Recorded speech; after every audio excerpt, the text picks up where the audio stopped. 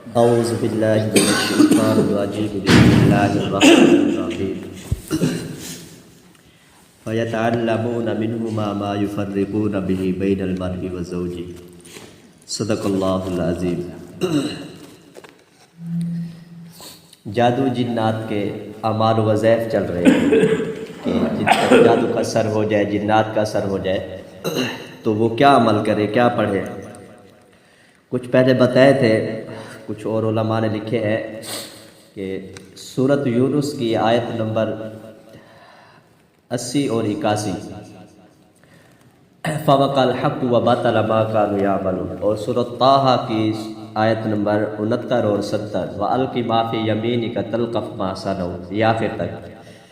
یہ صبح اور شام آدمی 3 بار پڑھے اور پانی پہ دم بھی کر لے، اور تو مریض کو پلائے یا خود پیے یا خود پہ دم کرے تو اس سے بھی جادو اور جنات کا اثر ختم ہو جاتا ہے۔ اسی طرح سورۃ التوبہ میں آخری آیت ہے لَقَدْ جَاءَكُمْ رَسُولٌ مِّنْ أَنفُسِكُمْ عَزِيزٌ عَلَيْهِ مَا عَنِتُّمْ حَرِيصٌ عَلَيْكُمْ بِالْمُؤْمِنِينَ رَءُوفٌ رَحِيمٌ، آخر تک۔ یہ اگر آدمی عصر اور مغرب کے بعد 7 مرتبہ پڑھ کر دم کرتا ہے تو اس سے بھی جنات کا اثر چلا جاتا ہے۔ تو اس کا بہتر طریقہ یہی ہے کہ ہم علماء کے پاس جاتے ہیں، پوچھتے ہیں جنات کے اثر کے بارے میں، تو وہ وظائف بتاتے ہیں، یہ قرآن کے ہی ہوتے ہیں، قرآن کے اندر سے وظائف بتاتے ہیں کہ قرآن کی یہ آیت پڑھو، یہ آیت پڑھو۔ تو اس کا بہترین طریقہ یہ ہے کہ آدمی روزانہ قرآن شریف کی تلاوت کرے۔ جب روزانہ قرآن شریف کی تلاوت ہوگی تو ہم پہ جادو کا اثر نہیں چلے گا، کیونکہ یہ کتاب ہی ایسی ہے۔ آدمی معمول بنا لے روزانہ کے ایک رکوع، آدھا رکوع، جتنا ہو سکتا ہے۔ ضروری نہیں ہے کہ روزانہ کا 1 پارہ آدمی پڑھے یا 2 پارے پڑھے، آدھا پارہ پڑھے۔ 1 رکوع ہو جائے تو 1 رکوع کی تلاوت کرے، آدھا رکوع ہو سکے تو آدھے رکوع کی تلاوت کرے، لیکن کرے روزانہ۔ روزانہ کرے گا تو اس کا بہت فائدہ ہے۔ اگر آدھا رکوع نہیں کر سکتا، 2-3 آیات کی تو آدمی زیارت کر لیتا ہے اور تلاوت کر ہی لیتا ہے۔ اسی طرح جو معمولات ہیں، صبح شام اٹھنے بیٹھنے کی جو دعائیں ہیں، سونے کی دعا، اللہم بسمک اموت واحیا، اٹھنے کی دعا، الحمدللہ الذی احیانا بعد ما اماتنا والیہ النشور۔ اسی طرح مسجد میں داخل ہونے کی دعا، باہر نکلنے کی دعا، گھر سے باہر نکلنے کی دعا، بسم اللہ توکلت علی اللہ لا حول ولا قوت الا باللہ العلی العظیم۔ جو بھی معمولات تھے حضور صلی اللہ علیہ وسلم کے، جو یہ دعائیں ہیں، اگر آدمی ان پہ عمل کرتا رہتا ہے تو اس سے بھی جادو جنات کا اثر نہیں پڑتا۔ جو آدمی کی عادت بن جاتی ہے دعائیں پڑھنے کی تو اس پہ اثر نہیں کرتا ہے۔ ایک بزرگ فرما رہے تھے کہ ایک جن نے مجھے کہا کہ آپ کے پاس ہمارے خلاف ایک بہت بڑا آلہ ہے، بہت بڑا ہتھیار ہے جو حضور صلی اللہ علیہ وسلم نے تمہیں بتایا ہے۔ تو اس بزرگ نے کہا وہ کیا ہے؟ وہ کہتا ہے کہ جو تم بیت الخلاء میں جانے سے پہلے دعا پڑھ لیتے ہو، اللہم انی اعوذ بک من الخبث والخبائث، بسم اللہ اللہم انی اعوذ بک من الخبث والخبائث، یہ ہمارے خلاف تمہارے پاس بہت بڑا آلہ ہے۔ جب ہم یہ دعائیں نہیں پڑھیں گے اور جب بیت الخلاء سے باہر نکلتے ہیں تو وہ بھی غفرانک الحمدللہ الذی اذھب عنی العذا وعافانی، یہ بھی بہت اچھی دعا ہے۔ انہی دعاؤں کی کو ہی ہم پڑھتے رہے، جتنی بھی دعائیں ہیں، تو اس سے جنات اور جادو ہم سے دور رہتے ہیں، ہمارے قریب نہیں آتے۔ اسی طرح اکثر بچہ پیدا ہوتا ہے تو وہ ڈرتا ہے نیند کے اندر، عام طور پہ لے کے آتے ہیں، ان کو دم کرو، سلوات رکھو، یہ کرو، اس کا کھول تویز بنا کے دو ڈرنے کا۔ تو اس کی ڈرنے کی وجہ یہ ہے کہ جب ہم نکاح ہوتا ہے، ہم بیوی کے ساتھ اپنا تعلق قائم کرتے ہیں، تو اس وقت حضور صلی اللہ علیہ وسلم نے ہمیں ایک دعا سکھائی ہے جادو جنات سے دور رہنے کی۔ جب ہم وہ دعا نہیں پڑھیں گے تو جب بچہ پیدا ہوگا، حدیث شریف میں آتا ہے اگر کوئی وہ دعا نہیں پڑھتا تو جب وہ بیوی کے ساتھ ہم بستری کرتا ہے تو اس میں جنات شیطان کا بھی حصہ مل جاتا ہے۔ تو ہمارے جو لوگ ہیں وہ دعا ان کو آتی نہیں ہے، پھر وہ بعد میں آ جاتے ہیں ہمارا بچہ ڈر رہا ہے، تو پھر وہ تو ڈرے گا۔ جب جنات کا حصہ مل گیا، شیطانوں کا حصہ مل گیا، تو اب بچے نے تو ڈرنا ہی ہے۔ اگر ہم وہ دعا پڑھ لیں تو جو دعا پڑھتے ہیں ان کا جو بچہ ہوتا ہے چھوٹا، وہ نیند کے اندر نہیں ڈرتا۔ بسم اللہ اللہم جنبنا الشیطان وجنب الشیطان ما رزقنا، یہ بہت ہی بہترین دعا ہے شیطان اور جنوں سے بچنے کی۔ تو یہ جو معمولات ہیں حضور صلی اللہ علیہ وسلم نے بتائے ہیں. ہم بچوں کو پڑھاتے ہیں نماز جب شروع کروائی ہے میں نے, یہاں بھی پڑھائی ہے میں نے اور اپنی بستی میں پڑھاتا ہوں, تو اس میں سب یہی دعائیں ہیں. ہمارا جو کام ہے وہ تو ہم پورا کرتے ہیں. اب جو بچوں کے والدین ہیں ان کا کام ہے کہ ان پہ عمل کروائیں بچوں کو. جب بچہ گھر سے باہر نکلتا ہے تو اس سے پوچھے آپ کو استاد جی نے یہ دعا پڑھائی ہے گھر سے باہر نکلنے کی؟ وہ کہے گا ہاں. تو آپ کہیں تو دعا پڑھیں. جب آپ ان کو ہر موقع پہ دعا پڑھوائیں گے تو ان کی دعا پڑھنے کی عادت بنے گی. ہم تو پڑھا لیتے ہیں لیکن پھر وہ پڑھتے نہیں ہیں, پھر ہر چیز بھول جاتی ہے. تو ہر موقع کی دعا, جب ہم گھر میں ہوں تو کھانا کھانے کی دعا, جب بچہ کھانا کھا رہا ہو بیٹا دعا پڑھو. کھانا کھا لیتے ہیں تو بچوں دعا پڑھو. تو جو موقع, جب بیت الخلاء میں جا رہے ہوتے ہیں بیٹا دعا پڑھو, کون سی دعا ہے تمہیں استاد جی نے پڑھائی ہے یا نہیں پڑھائی. جب بیت الخلاء سے باہر نکلتے ہیں ہر طرح کی دعا ہم تو پڑھا لیتے ہیں لیکن پھر اس پہ بچے عمل نہیں کرتے, پھر بعد میں بھول جاتے ہیں, پھر پریشانی بنتی ہے. تو جب ہم ان کی عادت بنوا لیں گے, جب وہ بڑے ہوں گے تو پھر ان کی عادت بنی ہوتی ہے, تو پھر وہ دعائیں پڑھتے رہتے ہیں. عام طور پہ آپ دیکھیں جو ان چیزوں سے دور ہوتے ہیں تو پھل طویل جنات جادو وہی اثر ان میں پریشان ہوتے ہیں. جو لوگ دین سے جتنا دور ہوتے ہیں, نمازوں کے قریب نہیں جاتے, ان کو دعائیں نہیں آتی اور وہ ذکر اذکار میں نہیں ہوتے, قرآن کی تلاوت نہیں کرتے, وہ مولوی کے پاس پیروں کے پاس چکر لگا رہے ہوتے ہیں ہمیں کوئی پھول بنا دو, کوئی تویز بنا دو, ہم پہ یہ جادو ہو گیا, یہ جنات نے ہمیں تنگ کیا ہوا ہے. کیونکہ ہمارے اندر جو حضور صلی اللہ علیہ وسلم کے معمولات ہوتے ہیں وہ ہم ان کو اپناتے نہیں ہیں. حضور صلی اللہ علیہ وسلم کی جو بھی سنت ہے, جو بھی عمل ہے, اس میں کوئی نہ کوئی حکمت ضرور ہوتی ہے. ثواب کا ثواب ہوتا ہے اور اس میں کوئی نہ کوئی کسی نقصان سے ہمیں بچا رہے ہوتے ہیں, ہمیں فائدہ ہوتا ہے.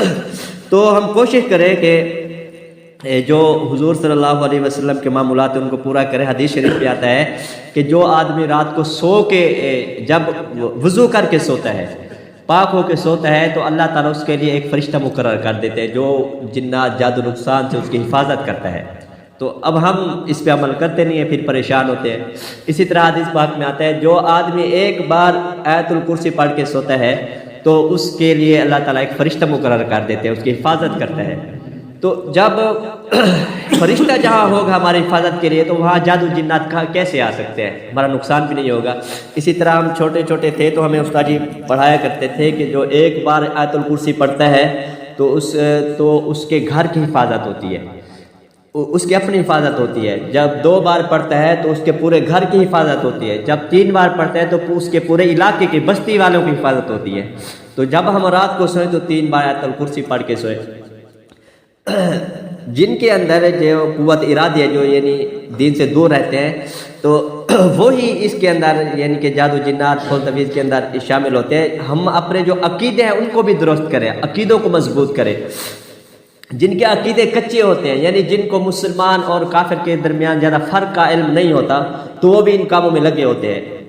اکثر پڑھے لکھے بھی لگے ہوتے ہیں. ان کی 1-2 مثالیں آپ کو دیتا ہوں کہ ہمارے ایک رشتہ دار ہے نجران کے, وہاں وہ یہ جو سیفی حضرات ہیں, ان کا یہ عمل ہوتا ہے کہ یہ عمل کرواتے ہیں, اس کے بعد جو ان کو سلام کرنے جاتا ہے ابھی کر رہا ہوتا ہے, اس کو جھٹکا لگتا ہے پیچھے, کلا بازی کھاتے ہوئے, کلٹیاں کھاتے ہوئے پیچھے جا کے گرتا ہے.